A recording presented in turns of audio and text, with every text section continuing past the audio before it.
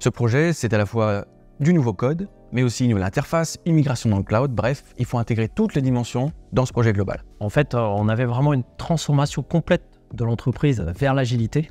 Donc ça a été vraiment le plus gros challenge, là où avant on travaillait plus avec des entreprises externes.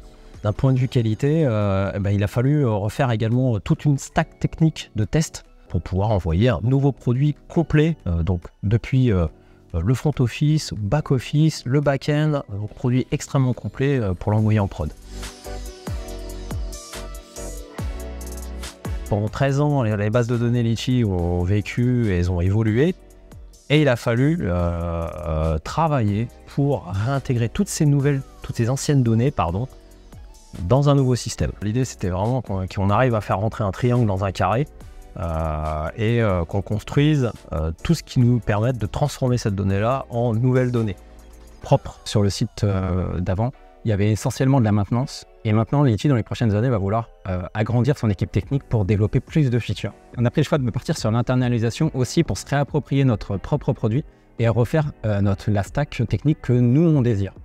Et cette stack technique, elle se veut moderne, elle se veut dans le cloud et elle se veut avec les dernières normes du marché. Il ne faut pas oublier que pendant cette période-là, il y a un site qui est déjà en ligne et qui fonctionne très bien, donc il faut le préserver. On confie la maintenance à une petite équipe et on monte une toute nouvelle organisation à côté pour la nouvelle plateforme. Un mix de consultants et de nouveaux recrutements. De notre côté, au service client, notre priorité était d'accompagner au mieux nos utilisateurs.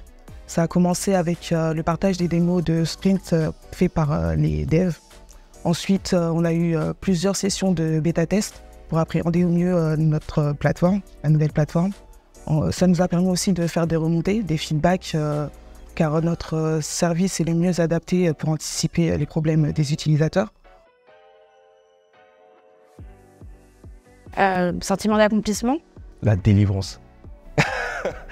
2023 représente la concrétisation et surtout la récompense de tous nos efforts. On touche enfin au but. Dans ces moments-là, tout le monde est sur le pont, vraiment focus, ticket bouclé, dossier fermé. Et ça y est, on est prêt, opérationnel pour le jour J.